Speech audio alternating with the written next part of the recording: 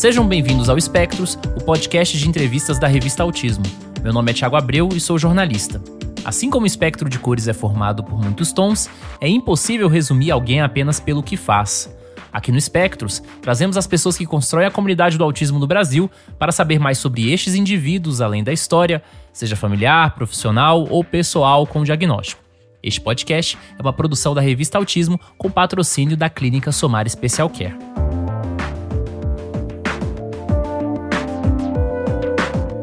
E o nosso entrevistado do mês é graduado em Engenharia Civil pela Universidade de Mogi das Cruzes, é cenógrafo com trabalhos feitos para a televisão e no cenário da música. Depois do diagnóstico do filho, passou a atuar no campo do autismo no Brasil e chegou a ser presidente da Associação de Amigos do Autista, a AMA de São Paulo, da qual é o atual presidente. Com essas credenciais, Beto von Poser é o nosso entrevistado do mês no Espectros. Beto, falei aqui um pouco sobre as suas credenciais, sua formação, mas do ponto de vista pessoal, quem é o Beto von Poser?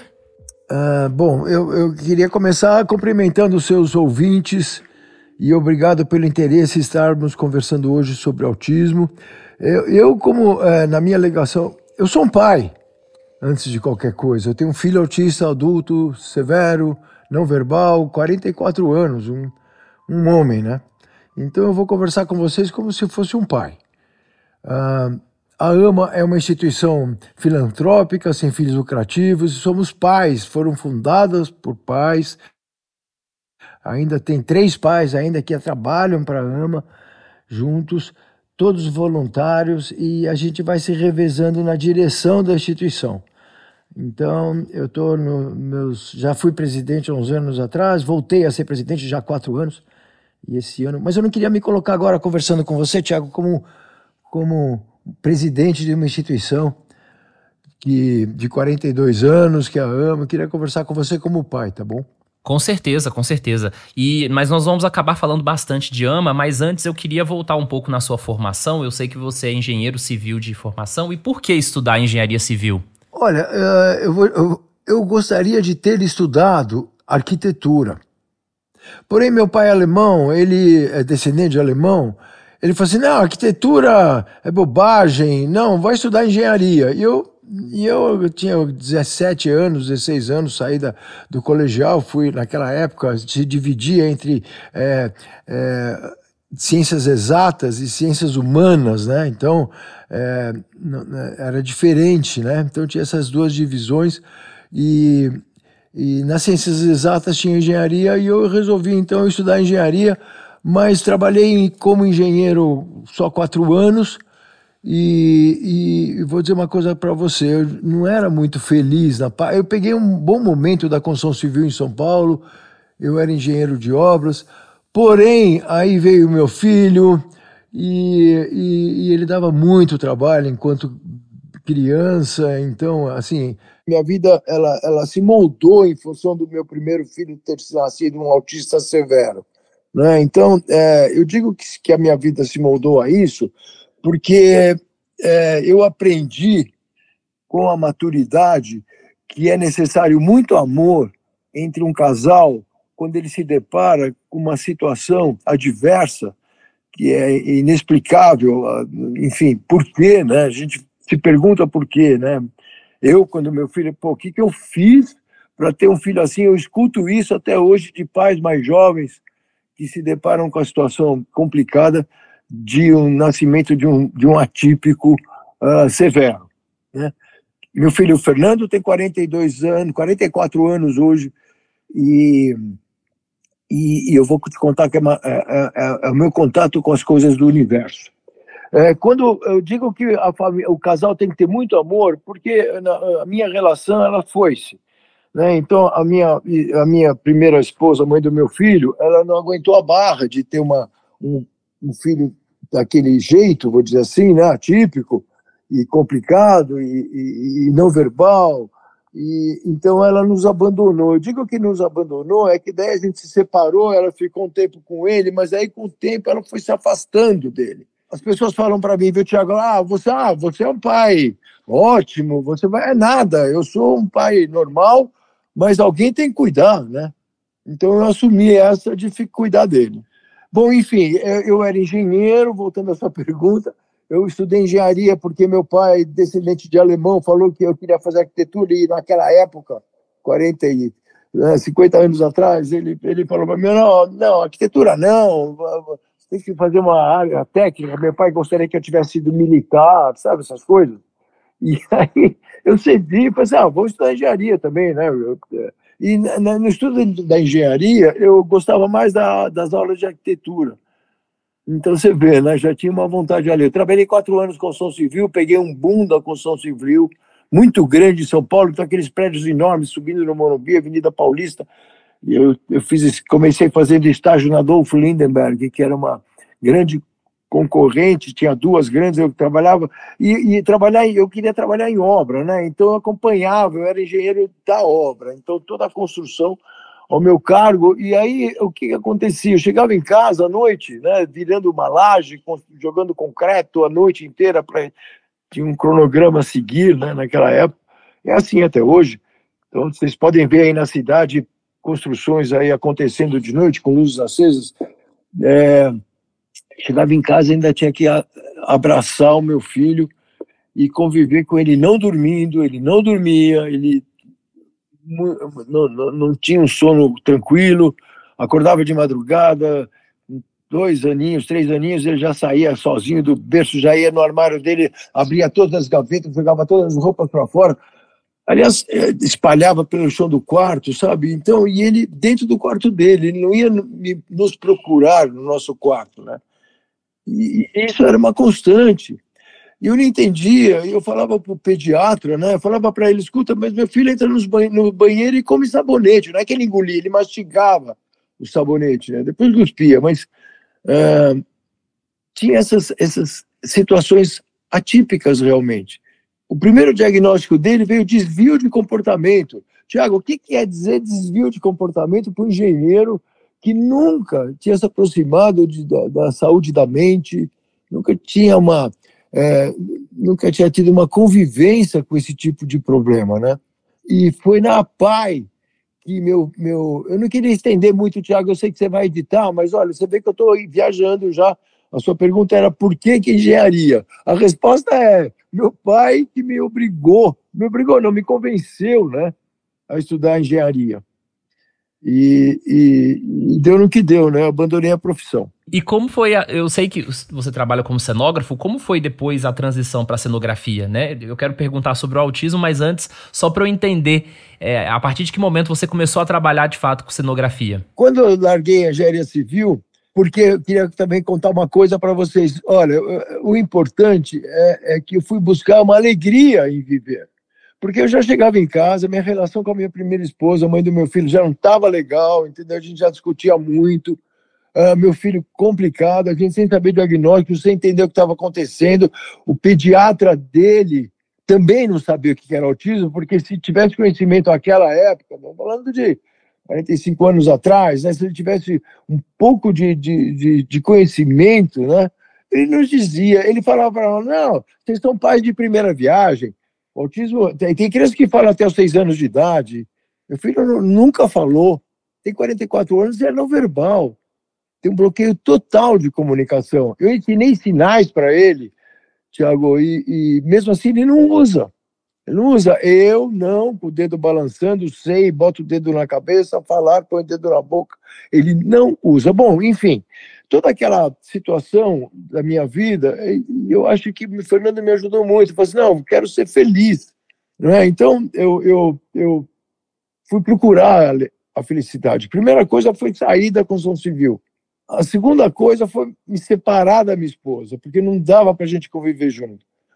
Né? E nesse momento o juiz dizia, não, metade com um, metade com o outro, e assim foi durante uns anos. Depois a minha esposa foi se afastando cada vez mais, e hoje ela não tem contato mais com meu filho. Ela perdeu muito com isso, eu sei disso. De qualquer forma, eu acho que foi ele que me ajudou a procurar alegria no trabalho, e é o que eu faço com amor o meu trabalho, né? Então, começou da engenharia civil, eu montei uma marcenaria, e a minha intenção era de início, não foi exatamente a marcenaria para construir design, desenhar coisas e construir o que é feito, né? Passar por esse processo da construção, quer dizer, isso eu herdei da construção civil.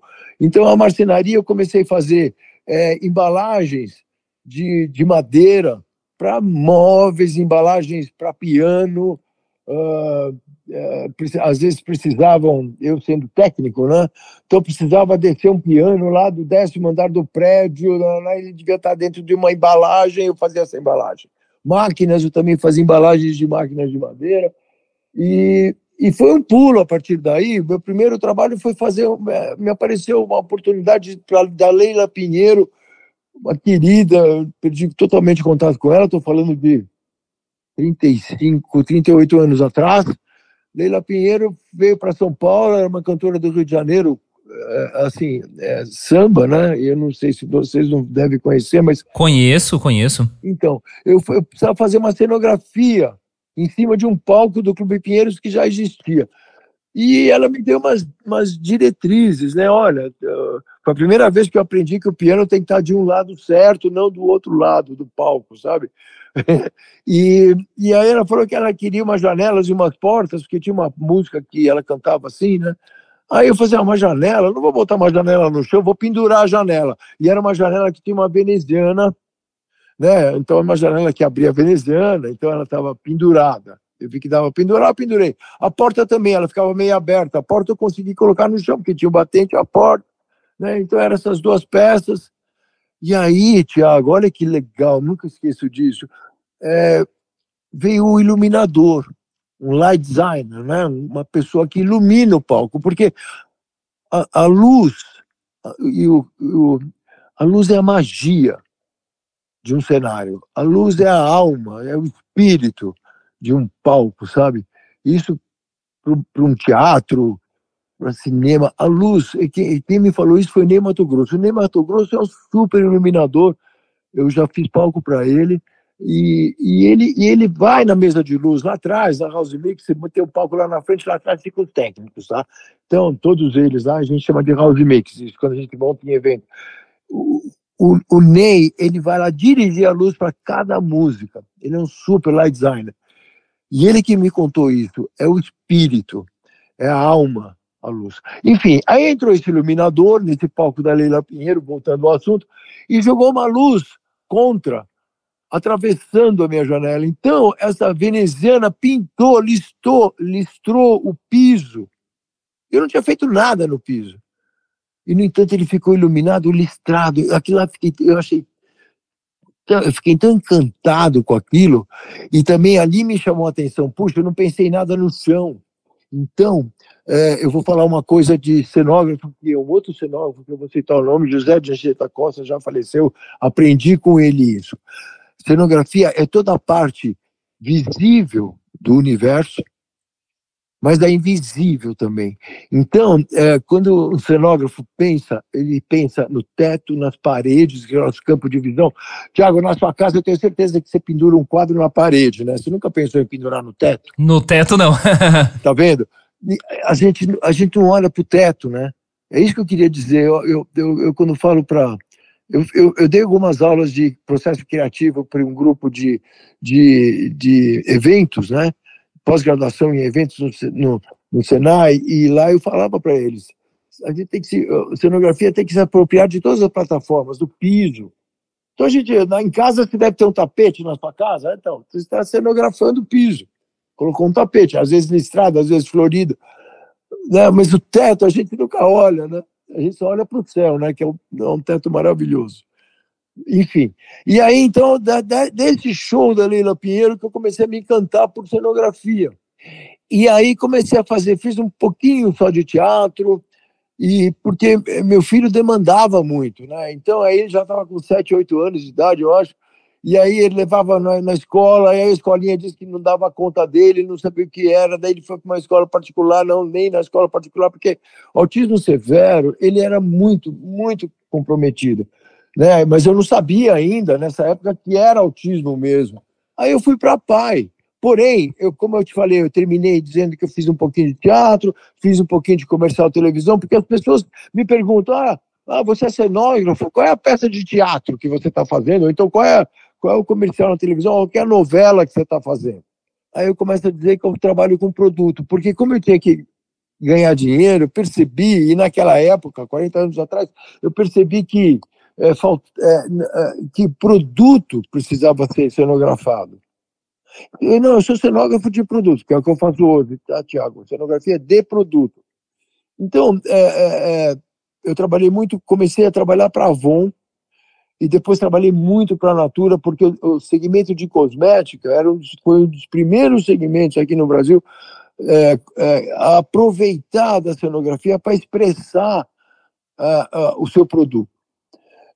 Especialmente a Natura, é tanto conceito, é tanta inovação, é tanta coisa que a Natura queria falar para o seu consumidor, além dos benefícios do produto, que não cabia mais no rótulo. Então, a Natura precisava ambientar, precisava do ambiente para expressar tudo que ela queria falar do seu produto, né?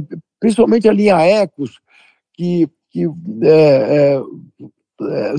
vocês devem conhecer, enfim, os produtos vêm da Amazônia, né? Então, e a Natura queria contar essa história, não só de onde vem, mas como era importante preservar a Amazônia e o seu povo, né? Os povos originários, não exatamente os indígenas, mas as pessoas que sobrevivem naquela região. Então a Natura começou a pegar as comunidades mais pobres que tinham na Amazônia e começou a ensinar a colher esses ativos, ou então a pesquisar. Eu vou citar o caso do murumuru, que é uma fruta amazônica, não comível, mas que dá um excelente óleo, e a Natura começou a fabricar produtos com esse ativo da natureza, vou dizer assim, né? Fabricar cremes, perfumes, vários, né? Mas o mais importante é o cuidado que a Natura teve com a comunidade. Porque o cara, quem é que tirava lá? O cara que subia no coqueiro para tirar o murumuru e juntar numa cesta. A partir daí, assim, e como é que esse cara vive? O que falta na comunidade dele, na aldeia que ele mora, né? Então a Natura começou a trazer o que era saúde, educação, melhorar as instalações. Então, todo esse trabalho que a Natura teve lá atrás, né? Pô, tinha que ser falado. Então a Natura me contratava, a gente começou a desenvolver cenários e no meio lá estava o produto. Às vezes até a gente cuidava, que era tanta riqueza, tanta informação, às vezes até a gente descuidava do próprio produto. Aí eu aprendi outra coisa. Cenografia de produto, o cenógrafo tem um limite até onde ele pode ir, porque o protagonista é o produto. Então você faz um cenário maravilhoso e pergunta, cadê o produto? Né? Então o produto tem que aparecer. Então se tem esse limite, assim, é uma linha tênue muito, muito difícil de encontrar, porque a gente se encanta, né? O cenário, vai fazer. Mesma coisa a peça de teatro. Se você entra numa peça de teatro, assiste a peça de teatro e sai, nossa, que cenário lindo, o cenógrafo errou. Porque o que ele precisa. Você entende isso? O que tem que ter valor é o ator, e a história, e o enredo, né? E isso, você tem que sair de lá encantado com a música, o que seja, então, que é outra magia, né? Com a luz, mas se você achar que, que cenário lindo, putz, cenógrafo errou. Em relação ao que você falou sobre a cenografia, e você falou que é uma coisa até apaixonante, dá para perceber pelo que você fala, e foi uma descrição bastante completa das suas atividades hoje. E eu quero voltar agora na questão do autismo, porque principalmente para as famílias que receberam o diagnóstico de autismo e fizeram parte de uma primeira geração de ativistas, né, principalmente ali nos anos 80, e a AMA tem um papel central nisso. Muitas vezes, a primeira vez que ouviram falar sobre autismo foi exatamente com o diagnóstico. Eu queria saber, você já tinha ouvido falar sobre autismo antes ou foi pego de surpresa mesmo, 100%? Sinceramente, eu não tive proximidade na minha família com ninguém com algum problema de saúde da mente, né? Então, claro que naquela época a gente veio falar em síndrome de Down, né? E conhecia a PAI. E na PAI, que hoje é o Instituto João Clemente, né? A PAI de São Paulo, ficava ali no Paraíso, né? Não, Paraíso não, como é que é aquela ali perto do Detran? Vila Mariana, né? Ficava ali. E eu falei assim, não é possível, meu filho não fala nem papai, nem mamãe, nem papá, não fala nada. E eu não tinha contato nenhum, mas eu não sei o que me deu, que eu falei, foi uma escola que falou assim, olha, vai na PAI, né? Procura ajuda lá. Foi uma escola normal que não aceitou mais meu filho, ele foi recusado em 2 ou 3 escolas. E aí eu fui para a PAI, graças a Deus eu encontrei o Dr. Krinsky, que já falecido, eu já estava com o câncer dele, usando aquele aparelhinho para falar, né? E quando ele olhou meu filho, com a estereotipia dele, ele balançava as mãos, né? Aí ele já falou.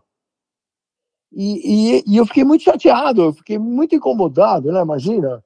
Quando ele falou assim, não, seu filho é autista, eu falei, que legal, qual é o remédio? Né? Eu achei que legal, porque não era síndrome de Down ou nenhum mongolismo, na época eu falava mongolismo, né? Porque eu ainda sou da época de ter os hospícios, e naquela época era tudo um saco, colocava tudo lá dentro, todos, né? Todos os tipos de deficiências mentais, dificuldades mentais, enfim, todos lá dentro, escrito louco no saco. Né? É dessa época que a gente está falando. Né? E o doutor Kiss falou assim, não, ele é autista. E aí eu falei assim, bom, mas não tem remédio, seu filho vai ser pro resto da vida autista. Eu falei assim, como assim? Como? Ele tinha o quê? 5 aninhos, né? Aí ele falou assim, seu filho não vai conseguir nem ser um jardineiro. Eu não esqueço disso, porque não desmerecendo a profissão, né? Porque é uma arte, você fazer crescer, né? E assim, falar em arte, desenhar um jardim, né? Então, não estou depreciando a profissão, mas ele quis dizer no sentido que ele não vai conseguir nem fazer um buraco na terra e botar uma planta ali dentro, né? Ele era hiperativo. Então, hoje em dia, vou dar uma parte aqui, hoje em dia vocês falam de nível 1, 2 e 3, então meu filho é 3 mais, entendeu? Porque é nível de suporte, né? Que se fala hoje em dia. Não, ok, nada contra, mas meu filho é severo mais, né? Como são os adultos da AMA hoje. Uhum. Aliás, é outro assunto que eu queria abordar, né?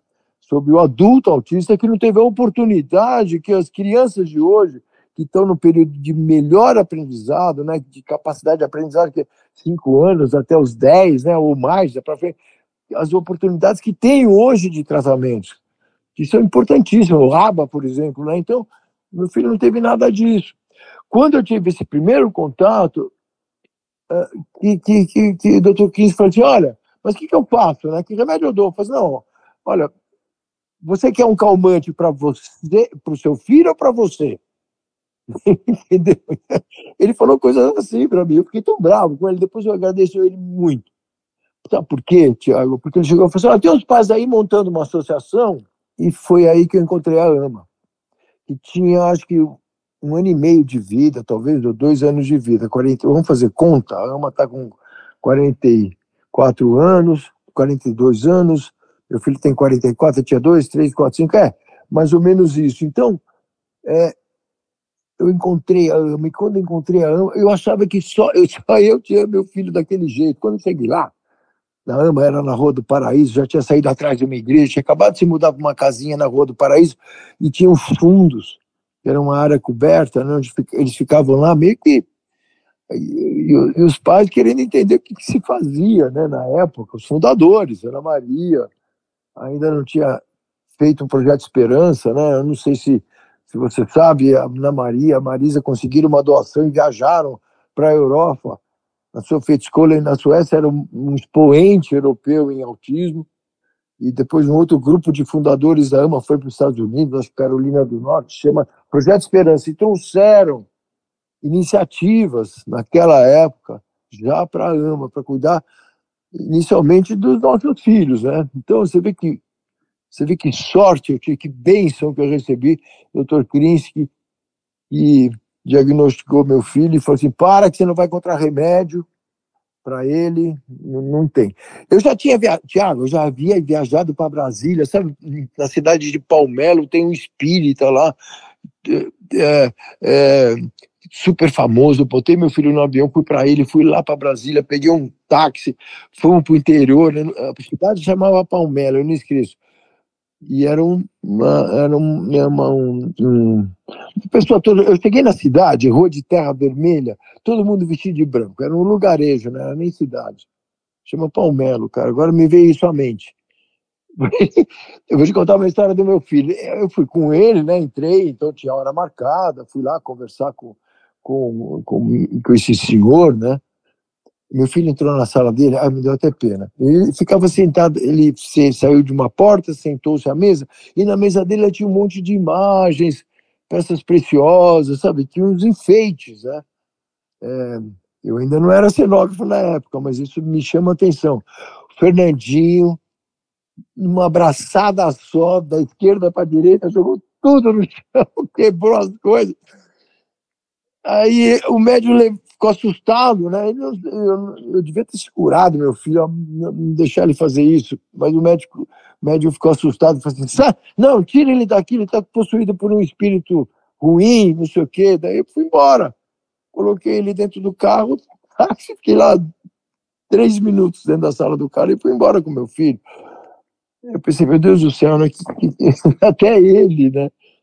Não conseguiu entender que meu filho era assim. Bom, quando eu cheguei na AMA, voltando para a AMA, na Rua do Paraíso, eu cheguei lá e eu vi outras crianças da idade do meu filho, uns mais velhos, outros um pouco menos, iguais. Eu lembro da Adriana, que eu acho que é um pouquinho mais velha que o Fernando, deve ter uns 46 hoje, adulta, né? Ela deu uma mordida no Fernando que quase tirou um pedaço. Mas o meu filho não chorou. Ele não manifestou que tomou uma mordida. Ele até deu risada. Foi, né? E o autismo tem essas coisas, né? Eu acho que, como meu filho não se expressa, ele nunca apontou que está com dor de dente, sabe, Thiago? Assim, nunca colocou o dedo ali para dizer, estou com dor de dente ou dor de barriga. Eu sei que ele faz umas caretas às vezes. Aí eu soube também que ele não sente a dor que eu sinto, né? Que nós sentimos, né? Como ele não consegue se expressar, então eu acho que ele convive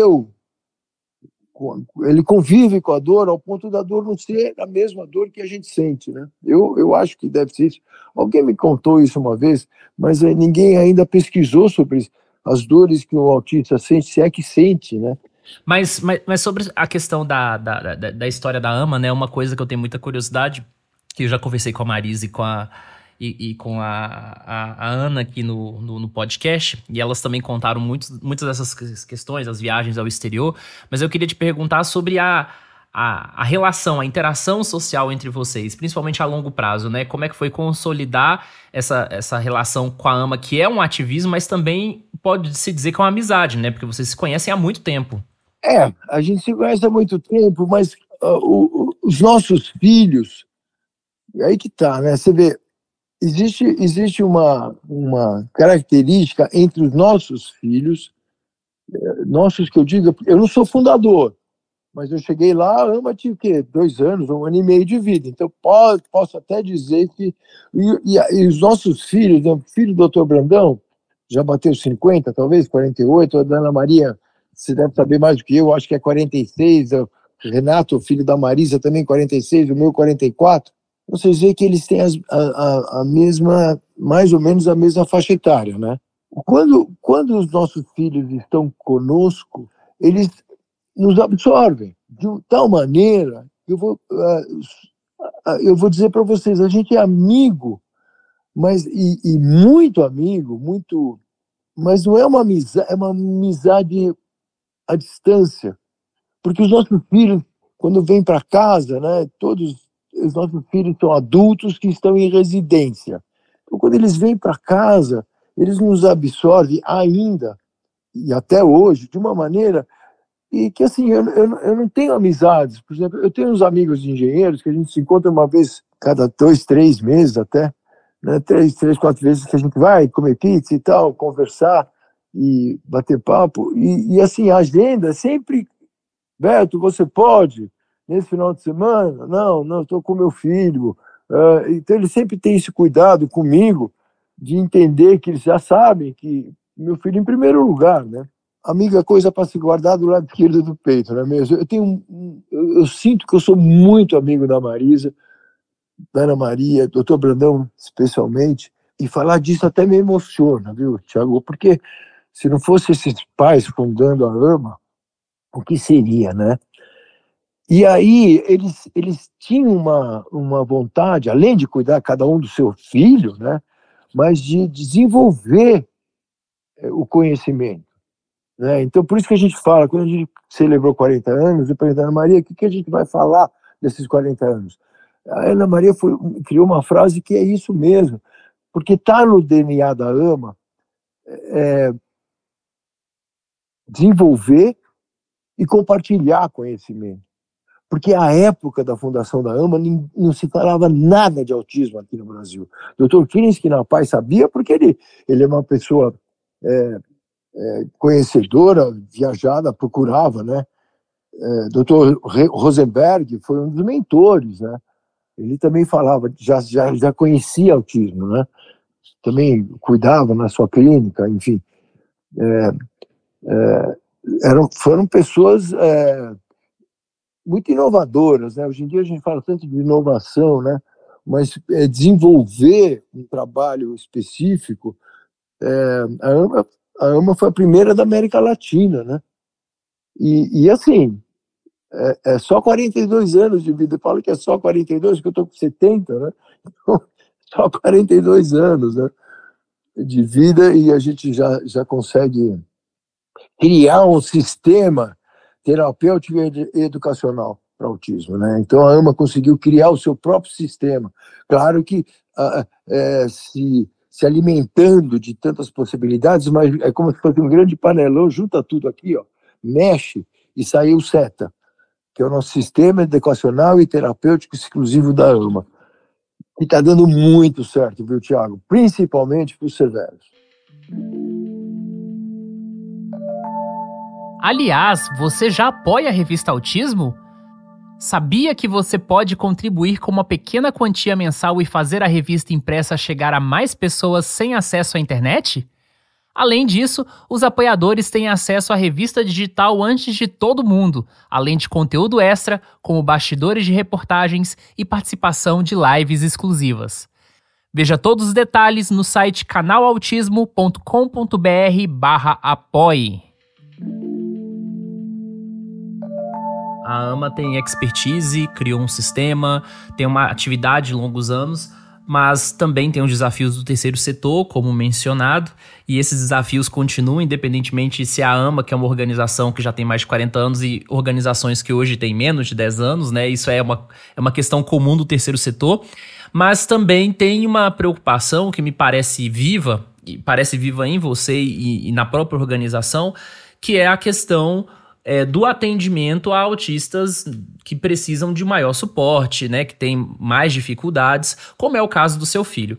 E como presidente da AMA atual e também em outras gestões, eu queria te perguntar quais foram as marcas, os principais ações nas suas gestões e o que a AMA está pensando para o futuro em relação a esses autistas que precisam de suporte geralmente 24 horas por dia, em várias áreas, em várias atividades. O que eu vou te comentar agora, eu vou começar comentando um outro aspecto que eu acho muito ético da AMA, não só em desenvolver e compartilhar conhecimento e dividir conhecimento e fazer os seus congressos anuais que a gente tem.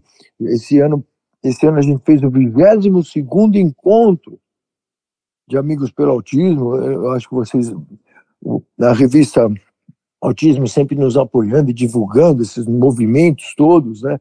Que a Ana Maria sempre teve o cuidado de continuar divulgando, né? Trazendo profissionais e ilustres de fora para nos falar aqui em nossos congressos.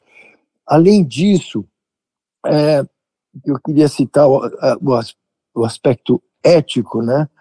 A gente não cobrar nada tem um valor assim que transcende, né? A gente atende gratuitamente, totalmente, né? e, e de todo o espectro. A Ana Maria sempre falou para mim, a Ana Maria é uma personalidade, assim, é meu, é meu espelho, né? Embora a gente tenha quase a mesma idade, ela é um pouquinho só mais velha do que eu, mas ela é uma pessoa que eu sempre pergunto coisas para ela. A nossa superintendente fundadora, né? Você já entrevistou ela. Ela fala assim, Carlos, qualquer política, principalmente política pública, ela só é boa, só tem sentido se for para todos. Então, no sentido do espectro, né? Porque hoje em dia fala-se de inclusão, né? Inclusão para o meu filho, severo, não verbal, que tem suas manias, vou dizer assim, porque agora que ele está 44 anos, velhinho, ele tem as manias dele, né? Todo mundo tem, eu também tenho as minhas, né? Então, qualquer política, eu não estou dizendo que não tem que haver, mas se, se tiver que ser uma política que não exclua. Ah, não, tudo bem, vamos fazer a inclusão para esses, né? E nesse momento, a mesma coisa, não, só se fala dos autistas atípicos inteligentes, super inteligentes. Aliás, eu sei que você também está dentro do espectro do autismo, Tiago. Agora, nas suas perguntas, a Ana Maria me falou. Ela falou assim, Carlos, ele fez umas perguntas brilhantes para mim. E foi um elogio, tá, Tiago? E eu estou notando que você é muito inteligente, porque você está me tocando. Você está me tocando a alma, o coração. Você até me fez chorar um pouquinho aqui. Está me fazendo a mesma coisa. Então, eu acho que isso é uma arte. Então, acho que você, Tiago, não pode botar isso na entrevista, meu amigo, mas eu acho que você está tá muito bem e feliz na sua profissão de jornalista. Ah, fico agradecido. É mesmo, porque e eu estou notando isso. Claro, já notei. Mas, Tiago, assim, se você vê, tudo envolve marketing, envolve consumo, né? Mas, hoje em dia, o que aparece na mídia, o que é? É aquele autista que você sabe, que é um gênio, aquele outro que desenha, né? Hiperfocos, são os autistas de hiperfocos, super inteligentes, sabe? Vamos olhar o ser humano, né? Vamos olhar aquele que está escondido em casa. Eu costumo dizer mesmo, o autista severo, né, não verbal, portanto severo, adulto, está escondido em casa, com alguém cuidando, né? E às vezes quem é que está olhando para esse cidadão, né? É um cidadão brasileiro, só que ele está lá. O pai não sai com ele em casa porque não consegue, não tem como. Então isso já limita o aprendizado, né?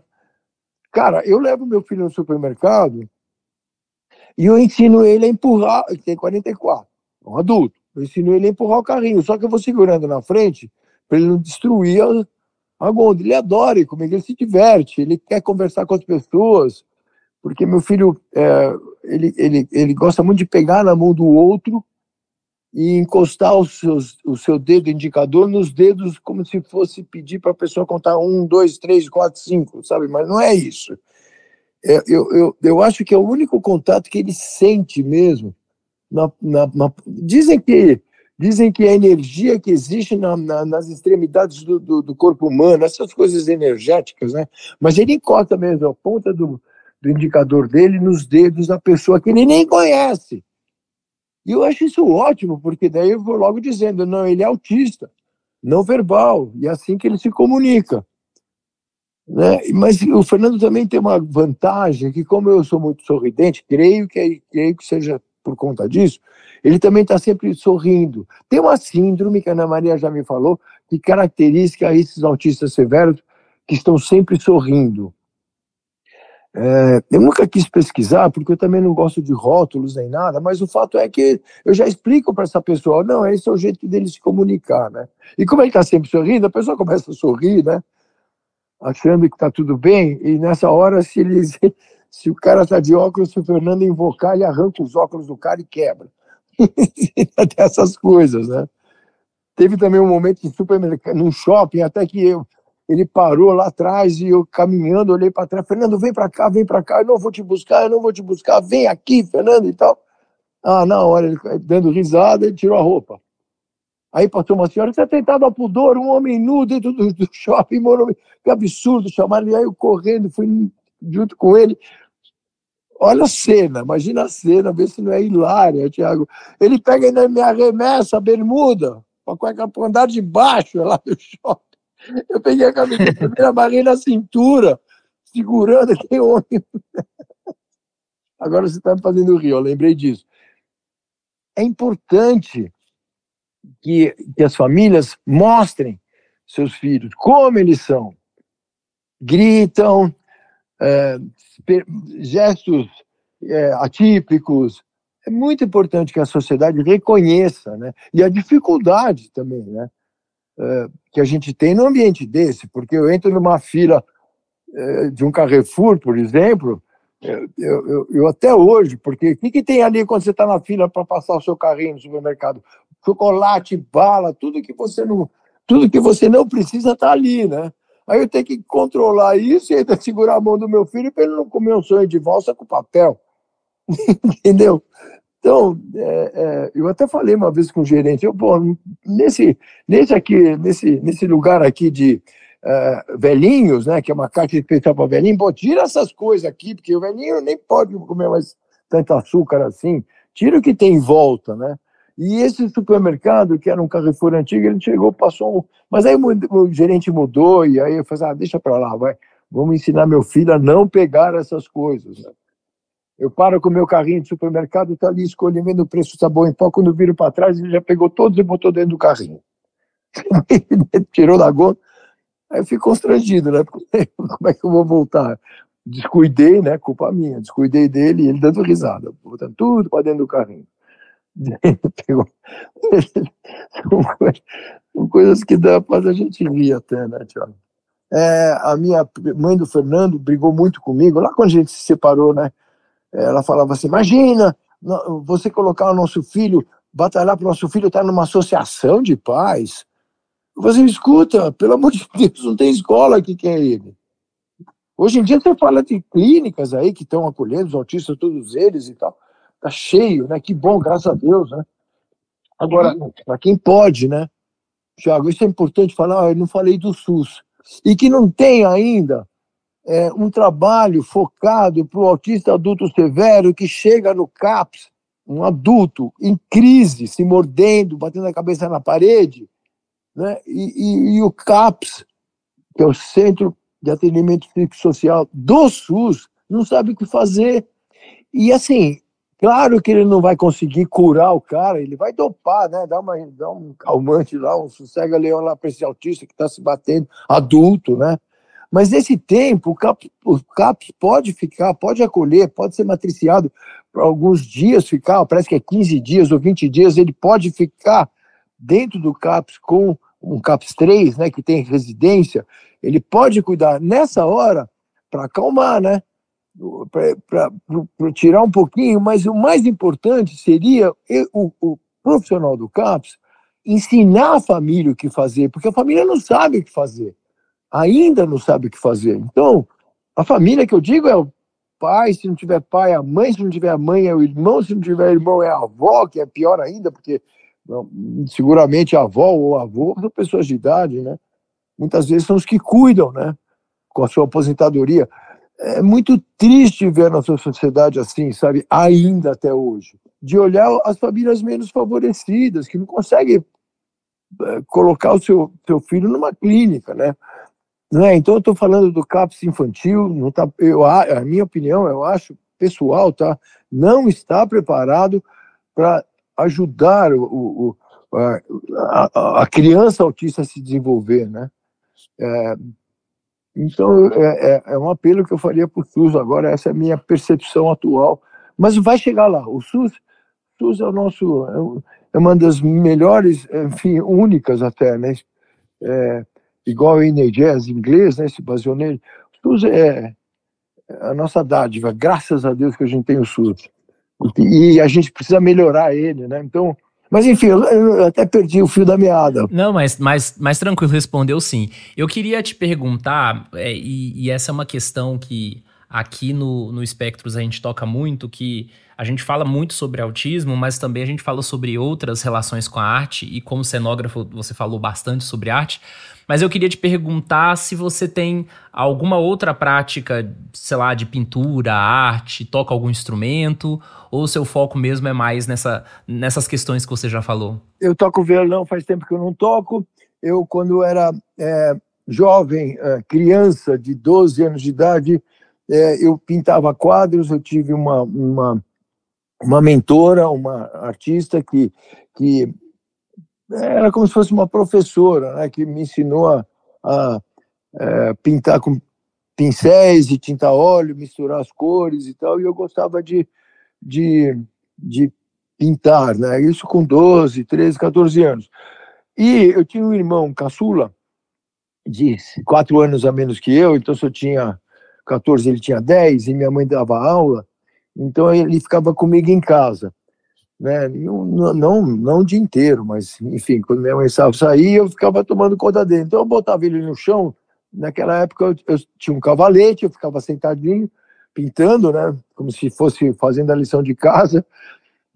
E eu dava as coisas para ele sentar do meu lado e ficar desenhando, né? E esse meu irmão que chama Paulo, hoje é um artista plástico renomado, Paulo Von Poser.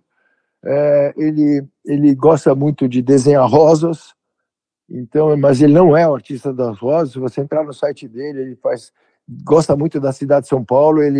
Eu sou gaúcho, mas ele já nasceu aqui, então ele leva o nome Paulo, né, por ter nascido em São Paulo, e ele desenha muito a cidade de São Paulo, os museus, e ele tem um traço muito, muito, muito bacana. Ele gosta muito ele também pinta com óleo sobre tela, mas ele gosta muito do desenho, de se expressar pelo desenho, né? E é professor de faculdade, foi professor da FAO. Você vê que interessante, quando eu era engenheiro, né? Então, quando ele entrou na faculdade, eu falei, meu pai, deixa ele ser arquiteto. E eu briguei com meu pai, deixa ele fazer arquitetura, porque eu queria eu ter feito, né? E o Paulo entrou na USP, naquela época eu tinha linguagem arquitetônica, era uma matéria que você tinha que se expressar pelo desenho. Ele tirou em primeiro lugar e entrou na USP, só que ele não exerceu a profissão de arquitetura, ele logo já foi para a arte, né? E sobreviver de arte no Brasil, né, na América, por dizer assim, enfim, é muito difícil, mas ele consegue sobreviver do trabalho dele. Ele é um artista e consegue ganhar o dinheirinho dele vivendo da arte. Não exatamente vendendo quadros, né? Vendendo obras, porque o artista, um quadro pendura na parede, como eu te falei. A arte se expressa de diversas plataformas, né? Então, a própria música. Eu toquei violão também, eu gosto de tocar violão, mas faz tempo que eu não toco, viu? Faz tempo que eu não pego num violão. E o que você gosta de fazer nas horas vagas? Sinceramente, eu gosto de procurar galhos e construir coisas com... Eu gosto muito da natureza, eu moro no meio do mato, então o que eu gosto de fazer mesmo, quando tem hora vaga, é sair, fazer trilhas e andar no meio do mato e encontrar uns galhos de árvores secos e com esses galhos fazer um banco, fazer qualquer peça, utilitária ou não, eu estou agora nesse momento. Quer dizer, eu gosto de estar... agora é uma atividade muito individual, né? Ou, talvez outras pessoas falem, eu gosto de estar com os amigos. Eu gosto de estar com os amigos, mas que amigos, né? Assim, exatamente, né? Não são muito poucos. Tem esses colegas engenheiros, de vez em quando a gente se encontra. As redes sociais eu não tenho, só tenho o WhatsApp, então pelo WhatsApp a gente fica sabendo, né? Um do outro, mas, enfim, o que eu quis te dizer é que o que eu mais gosto de fazer é uma ação solitária, né? Então, tem um tempinho, vou lá andar no mato e caçar uns galhos e estou sempre perto da natureza. Eu moro no meio do mato.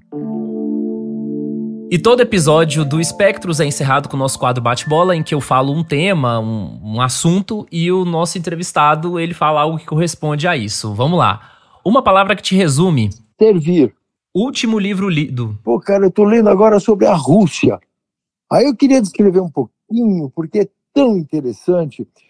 Nunca havia lido, porque quando houve a perestroika, enfim, aquela coisa toda, que eu vivi isso. Você não, né? Quando você tá, Thiago? Não, eu nasci depois, eu tenho 29. Ah, você é garoto, então. Então, naquela época, primeiro que aqui no Brasil não podia se falar, né, nisso. Mas ninguém pensou no povo russo, né? E é esse livro que eu estou lendo agora, nem decorei o sobrenome da autora, mas Svetlana, ela descreve sobre o cidadão soviético, como ele entendeu a mudança do comunismo para o capitalismo e como ele sofreu, né? Porque a vida inteira ele foi um comunista e de repente, olha, agora você tem que ganhar dinheiro para ter o que você quer ter. Então isso foi e nesse livro que eu estou lendo chama O Fim do Homem Soviético. Nesse livro que eu estou lendo ele descreve histórias assim emocionantes até do que o povo russo passou. Esse é o livro que eu estou lendo agora. Porque o sofrimento do povo russo, né, do homem russo, que foi educado a vida inteira, né, e ele se orgulhava daquilo. E agora ele, de repente, veio o capitalismo e agora mas ele gosta de comer pizza, entendeu? Ele não é que ele não desgosta, mas, poxa, agora você tem que trabalhar e ganhar o dinheiro. O importante agora é o dinheiro. Você tem que ter dinheiro para ser feliz, né? Isso foi uma mudança muito drástica no povo russo, né? Que eu não tinha conhecimento disso, porque à época também ninguém podia se falar muito aqui no Brasil, né? Sim. Uma viagem marcante. Eu moro aqui na beira da Represa Guarapiranga, desde pequeno, assim, desde os 12 anos eu esqui aquático, gostei muito de esquiar na neve, aprendi a esquiar na neve, então me lembra muito das montanhas, agora não dá mais para ir mais, mas enfim. Teve uma época que eu viajava para esquiar, gosto de esquiar, então eu gosto muito de montanhas, né? Então o que me marcou mesmo foi a primeira vez que eu fui para os Andes e vi uma montanha cheia de neve, eu fiquei muito impressionado, é uma visão que não me esqueço. Agora eu gosto muito de visitar uns sobrinhos que eu tenho lá fora, e sempre é uma novidade, porque as crianças crescem, né? Então, quando dá para a gente viajar, né? Junta um dinheirinho, compra a prestação, vai, e aí encontra lá as crianças que não eram crianças, agora não são mais tanto, entendeu? Então isso sempre marca as minhas viagens quando eu vou visitá-los, que não são no Brasil, né? Um defeito. Um defeito meu? Nossa, tenho tantos, cara, vou começar a enumerar, né? Eu acho que eu estou sempre devendo alguma coisa para alguém, então isso é muito... Assim, eu ainda acho que eu tenho que fazer muito para a sociedade, tenho que fazer muito pela AMA, fazer muito pelos autistas, então eu sempre acho que, poxa, eu não liguei para aquela pessoa, nossa, eu não liguei para aquele cara que pode ajudar a AMA, e isso me dá uma angústia, sabe? Então eu acho que é um defeito, né? Eu nunca estou satisfeito, né? Parece que a gente está sempre... Eu acho que é um defeito meu, né? Eu tenho que olhar para frente, mas não com essa angústia de que estou devendo para a sociedade, estou devendo para alguém, já devia ter feito isso, ou por que eu não pensei nisso? Enfim, então eu acho que é uma coisa que... E olha, não tem psicólogo, psiquiatra que resolva, tá bom? Um artista ou uma banda favorita? Eu gosto muito da Zélia Duncan. É uma cantora, eu acho que ela tem uma poesia. Você já ouviu esse último álbum, né, que chama Pele e Espírito? Você vê todas as músicas, é de uma poesia, e ela gravou no tempo da pandemia, quer dizer, criou as letras, muitas delas você entende até o que foi a pandemia para nós. Zélia Duncan hoje para mim é um expoente da arte da música popular brasileira. E um nome que você detesta? Nem sei, eu não gosto do tipo da música, né? Desses funks que as pessoas põem a toda altura. Não que eu vá dizer, não estou dizendo que você tem que ouvir uma música clássica, né? Eu nem passeio muito pela música clássica, né? Mas por que que tem que ouvir alto? Esse pessoal hoje vai ficar surdo, né? Né? Eu não sei, a cidade é muito barulhenta. Agora, pra fechar, frase favorita. Uma frase que eu gosto muito é um trecho de uma música, né? Que o pai seja o universo e que a mãe seja, no mínimo, a terra. Então, isso é uma coisa tão poética e tão linda que não estou falando de Deus, não estou falando de religiosidade, de nada, né? Mas imaginar um pai que seja o universo, né, e uma mãe que seja nosso planeta, eu acho que é uma coisa muito, para mim, me toca muito, sabe? Então, acho que essa é uma frase de um trecho de música. Agora, que música que é essa? Vamos lembrar. Beto, muito obrigado pela sua participação aqui no Espectros, por ter compartilhado tantas coisas sobre autismo, sobre a sua vida, sobre arte, né? E o espaço é teu, então, nessa parte final do episódio, fica à vontade aí para dizer alguma coisa que talvez você não disse, enfim, o espaço é teu. Eu queria falar um pouquinho da AMA. Não sei, eu acho que o público sabe, a gente cuida de todo o espectro, né? Então, você vê, não tem distinção, né? Então, a gente só cuida de crianças, muito embora há um investimento muito grande nos nossos pequeninos autistas, porque a gente sabe que nessa idade que eles aprendem muito e que eu sinto, né? Eu fico com primeiro, uma grande alegria de ter encontrado a AMA na minha vida, graças a Deus, eu acho que é uma bênção que eu recebi.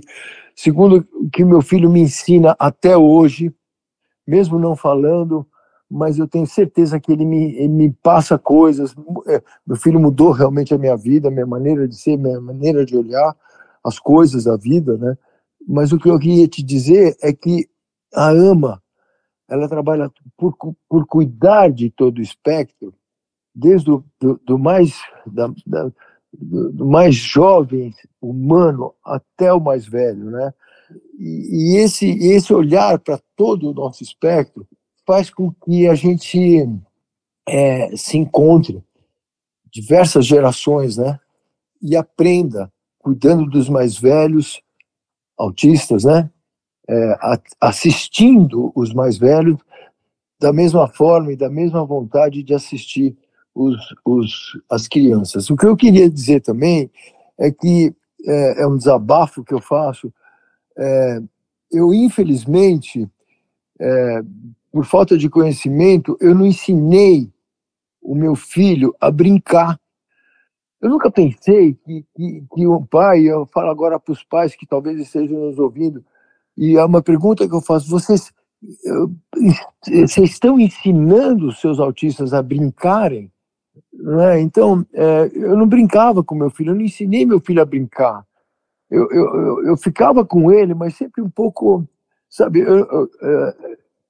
é tão importante na relação entre pais e autistas, e filhos autistas, essa vontade de ensinar mesmo a brincar. Meu filho tem um problema de motricidade fina, então um dos aspectos que a AMA propõe a ele, e que eu mais espero, é que ele adquira o pinçar com os dedos, sabe? Então, pegar nas coisas, embora ele pegue no garfo, mas ele não pega corretamente, ele não consegue cortar um bife, a comida dele é sempre picadinha, né?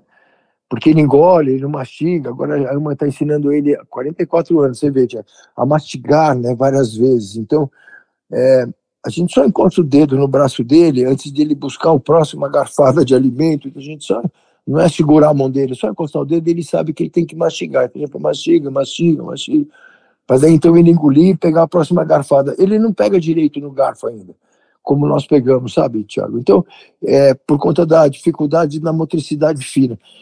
Então, ele tem um trabalho lá com a AMA, que ele, numa mesa, ele tem, vê se não é um brinquedo, do outro lado da mesa tem umas garrafinhas ali de Yakult, sabe? Umas garrafinhas de tipo garrafa de boliche. Então ele tem que pegar a bolinha e jogar a bolinha para derrubar as garrafinhas.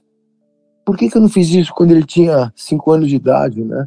Porque eu não sabia, ninguém sabia.